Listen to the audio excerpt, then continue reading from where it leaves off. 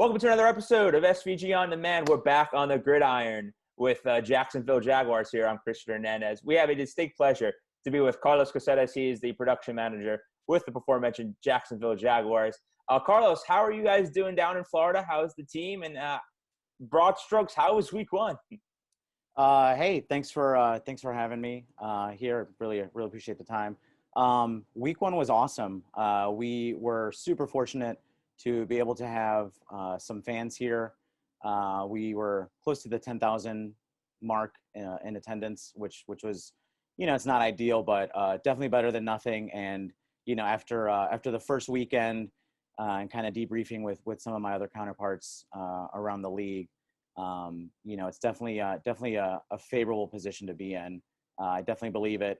We maintained home field advantage. The team definitely gave the fans here a lot to cheer about, and they were banging on chairs and hooting and hollering and responding very well to our prompts and everything. So week one was great.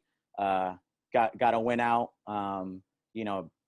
Fresh young team kind of playing. So very exciting, and definitely couldn't have asked for a better home opener. Awesome. So top of mind, we'll start with those fans. Not a lot of teams besides the Chiefs had those in week one. We talked. I've talked with Kyle Campbell with the Saints, and I'm sure audio crowd noise and the fabricated crowd noise is making a big deal. But you guys had fans there. How have you mixed the live aspect of fans being in the stadium with that little crowd track that you have, and how different was it knowing that you had fans while most other teams didn't? Right. So I guess I'll answer the audio part. Right. So that is somewhat standardized, from club to club from the league.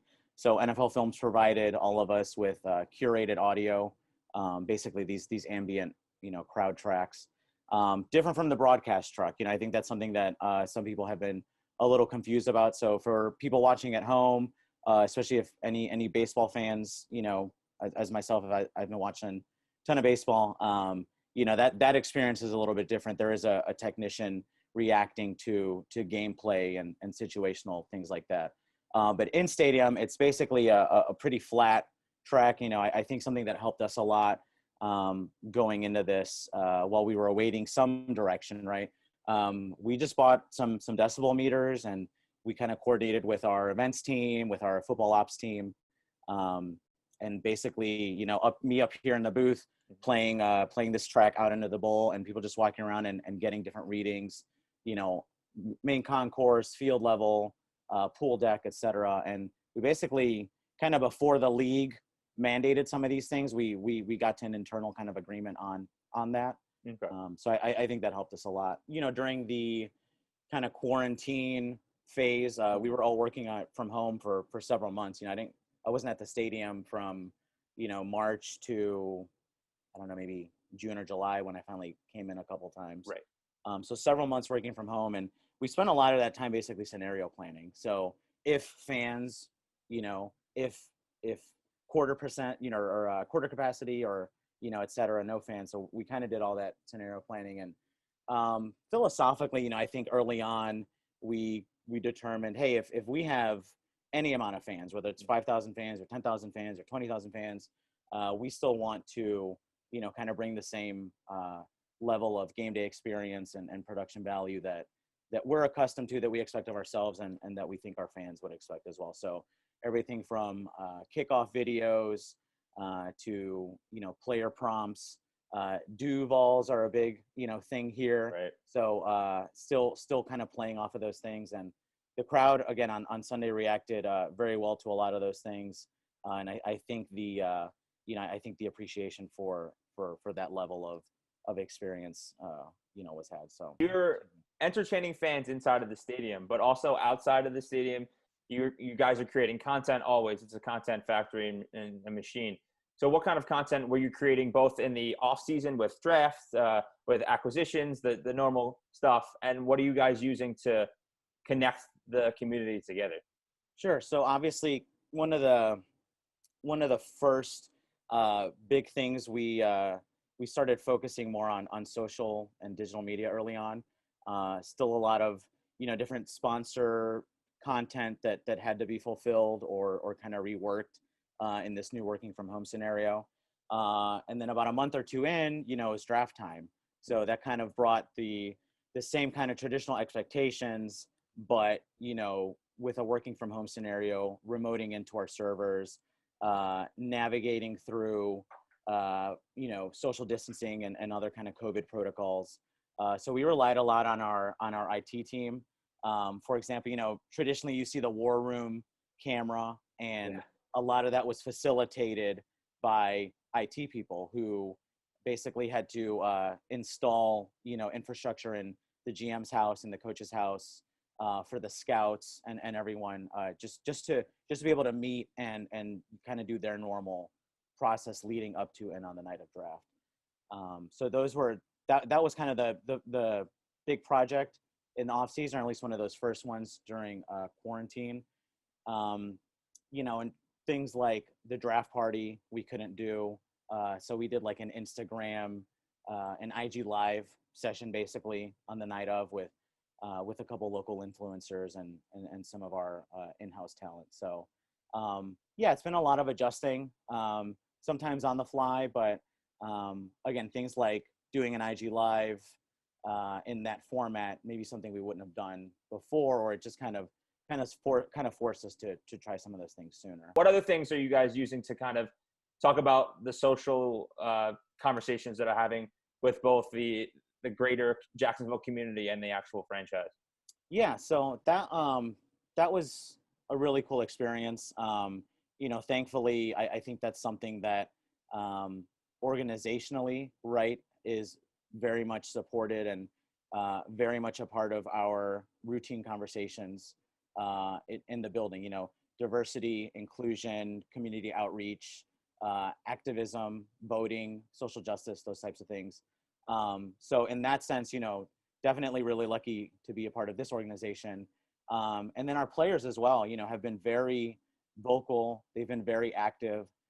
There was basically an organizational kind of show, right? A peaceful demonstration, a march that we did as a staff. And that came from the players. That was completely unique and organic. It was something that they wanted to do, and a message that they wanted to make, or a message they wanted to send, excuse me. And they extended the invitation to staff, which was awesome. So there were players, there were coaches, scouts, front office staff, even some kids of staff and players too. So that was really cool. That was very unique. I've been here since 2009, and I don't think we've ever done anything like that, and even excuse me, the numbers would kind of back us up, right? We've streamed various things over the years, more and more obviously every year, but we streamed this entire March, and it was one of the highest performing live streams that we've done ever. So I definitely think the interest is there to see those types of things, right? And that was cool to be a part of, and hopefully we continue doing more of that. Right. It's a very important topic. I'm glad you guys covered that as a team. But I want to go into a little bit more of how access is affecting the content that you can get. I know you're going to speak about Media Day. Every team has done it, but it's not in the same sense as in years past, because everyone usually gathers in one small space. With coronavirus going on, there's only a certain amount of people that can follow the team. You want to talk about how you guys were able to capture some of the stuff that you got? Yeah, definitely. So, pre-COVID, we had our plans and budgeting and things for some things that we wanted to try. Last couple of years, we've done more like practical sets or building out an environment that the players can react to and engage with, which, green screen's great. And ultimately we did that too. And we've done that a lot in the past, but we've had a lot of success with these sets. So we basically were going to build something out. Media Day kept getting pushed back. We didn't know when players were going to report. We didn't know what the tiering structure was going to look like. We didn't know who was going to have access, who was going to get tested. So this is where the NFL had to step in, and they basically issued a memo saying, hey, this is still really important, right? This feeds network TV broadcast, this feeds in stadium game presentation, this feeds social media, digital media, ticket sales, sponsorship. So it feeds a lot of beasts, right? Just this one kind of big content gathering event, usually over a day or two. So basically the league stepped in. They basically created an extension of this tiering system. So those of us in the production group that needed access, it's like, okay, you get 10, I think was the number. Right. Excuse me, 10 in-house. So we got series of COVID tests as we've been getting, but it kind of just became a daily COVID test at that point. And then we had one day, and one crack at getting everything. So we set everything up in our West Club here. That was the most kind of spacious area. We could social distance. We all had our masks on and everything the whole time, as did the players, except when they, would walk onto the set for filming and everything. But really just making the best of it. But I think we got a lot of great content for the entire year, and we've already used it on game days and in social media and in other highlight videos and things that we create. So again, definitely a different kind of situation, and probably the only crack that I will have at player access for this year, which is fine. But thankfully we do still have a couple production folks in tier 1 and tier 2 world. So that's who they're covering practice daily, and they do the practice feeds, or even for in-game, they filmed something yesterday with Josh Allen for a myriad of uses, one of them being like a prompt for us too. So there's a lot more people either in front or behind that makes the show possible, both just getting content. You even mentioned how access is playing a role. You got spies on the inside on each tier, it seems like. So give some shout outs, or just in general, how proud you are to be part of this team and how you guys are sticking out and being tough during this weird year. Yeah, it's been great. I think definitely some of the unsung heroes on the IT team, obviously kind of facilitating all these things while we were working from home, and now that we're back in the stadium.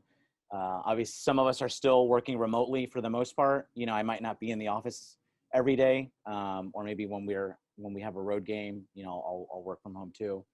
Our game day crew, there's been a lot of adjustments. There's a lot of people on the crew and even on staff that have worked here for many years, and we're used to certain things. We work at the stadium.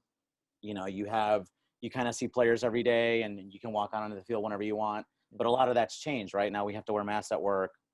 There's daily screenings and questionnaires and temperature screenings, and we get these wristbands, and that kind of gives us our access for the day. So really, I guess I don't probably too many names to mention specifically, but security and operational side for sure. I mean, just getting us to the point that we could come into the building.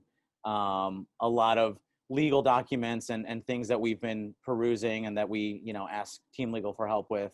And same thing with our internal production group, which has really grown and come together during all of this, and really just trying to meet all of the needs that have just exploded, right? From sponsors, from game day, with fans still, social media and ticket sale spots and all those sorts of things. So a lot of emphasis has been put on the production group. And I think, we've all kind of rallied and we're helping each other out, and we're cranking out a lot of stuff, so it's been a grind at times, but it's been really good. And we've been working really well together. So definitely a big shout out to the entire production group.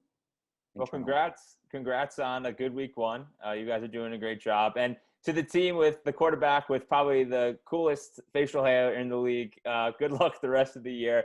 Hope you guys do well. Carlos, thanks for taking the time, and stay safe and keep up the great work. Thank you so much. Thanks for having me.